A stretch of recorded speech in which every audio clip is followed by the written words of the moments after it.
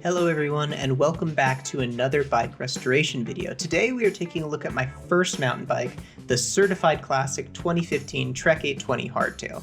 This bike is part of Trek's single track series, which we'll see if it lives up to that name later. It comes equipped with a Shimano Tourney TX, which is a model positioned below the normal Tourney. It's a very cheap derailleur, and mine is completely broken. Also, the front derailleur broke off when high school me was trying to impress someone by failing a jump completely. I have no idea where it is now, and I think that means this bike is technically a one-by, high-end. This bike is equipped with a Suntour SR N3030. It has 75mm of travel, no preload, and isn't broken, so we won't be messing with it at all. This wheel set is a bone stock 26-inch Bontrager AT550 with V-brake mounts. Once again, really catchy name, guys. They survived young me learning how to trial a bike without getting tacoed, so in my book they're pretty good. The grips and pedals got donated to my newer bike and then got put onto the blue mountain bike build from last week's video. So today we're going to be doing something different that's kind of the same. We're going to be rebuilding this bike, don't worry, but we're going to be doing it with new parts. I'll go over the new grips and pedals later. The important part today is the drivetrain. For the front derailleur, I got a Shimano Altus unit, which is an upgrade over what came stock on this bike. For the rear, I found a newer model Shimano Tourney non-TX, which in theory should be an upgrade too. I'll also go ahead and install a new chain to fit the new parts. All these brand new components mean new cables and new cable housing, so we'll need some of that too. I'll start by removing the old chain as usual. I always do this first because when you leave the chain on while working on a bike, it seems to always get in the way, no matter what part you're working on. Let's get that replacement Altus derailleur on. Remember to get the right size foam spacers to stick onto the latching bracket for your size frame to reduce rattles and get a much better fit. I'm going to go ahead and mount it higher than usual at first to make installing the chain easier, and then I'll adjust it later on. To remove the busted rear derailleur, we'll cut the cap off the old line and take the tension adjustment screw as a backup for the new derailleur as well, since they're standard sizes. Then we'll pull the whole unit off, hanger included. Mounting the new one is as easy as attaching the new hanger and screwing it onto the frame. SRAM precision components require precision installation. We'll definitely be doing that. Installing a new chain is easy. You weave it around the cogs and the cassette and hook it together with the provided master links. Next, we need to run the new line for the front derailleur, which involves removing the front shifter and disconnecting the front brake.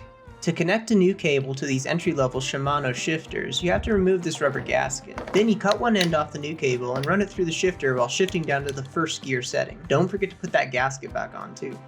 We'll also need new cable housing caps, which will fit into the front shifter's tension adjustment mechanism. I cut some extra housing for the other exposed shifter cable sections and hooked them into the frame. To tune the front shifters, I'll lightly secure the cable without applying too much pressure. Then I'll lower and turn the derailleur itself until there's about half an inch between the cage and the largest gear. Then comes the long process of dialing in the adjustment screws until shifting is easy and accurate. We'll cut and secure the cable, and with enough extra length to make adjustments as needed in the future, and then we'll cap it off with one of those metal clamp things. I don't know what they're called. Next, I went ahead and ran new cabling to the rear derailleur and cut it to size. With this new derailleur, the bike shifts even better than it did new.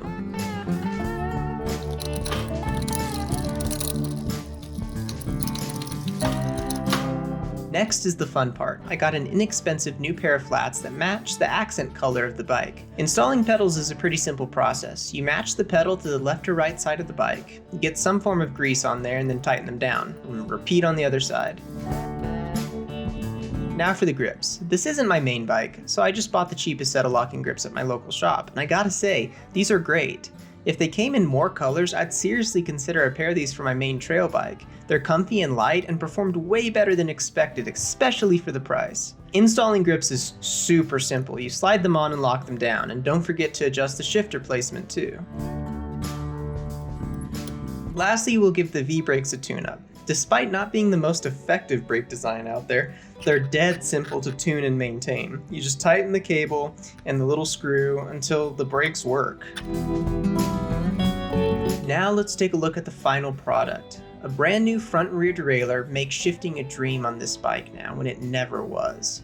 We installed a new chain, cherry red pedals to match the color of the bike, and grips that make this bike stylish and rideable again. Now all that is left to do is see how this affordable and reliable Trek performs on some real trails.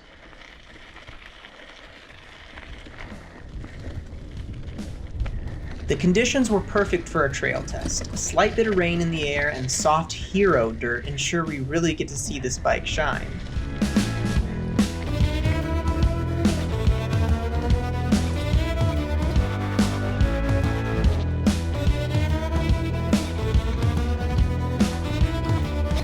I started out a little slower than usual, but then muscle memory kicked in and I could really start sending this bike.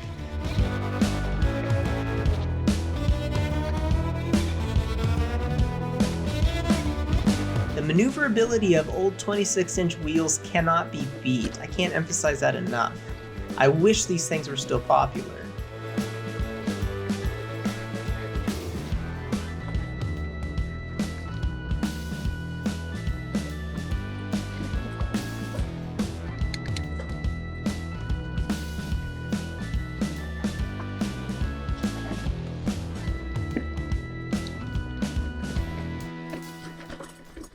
I may have gotten a little too into the flow and forgotten that the tires on this are 6 years old.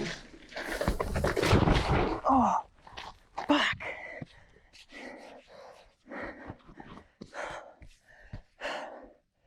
Whew. Yeah, ouch. I got back up and lowered the saddle to get some better control on the bike and then hit the trail once again.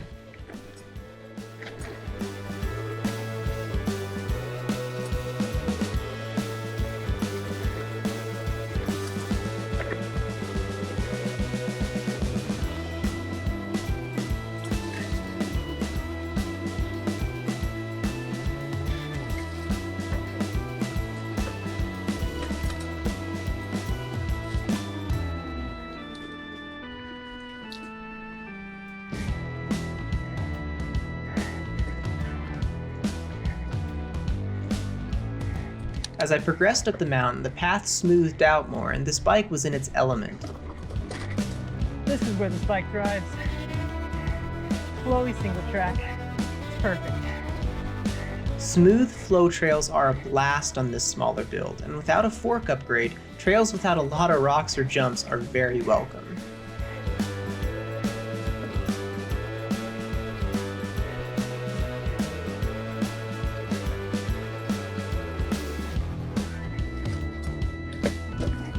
Oh, got a little air. Now for the bad side of this build. No brakes. I need brakes. Fuck. Going back to V-brakes after riding disc-equipped bikes for 2 years was definitely not fun.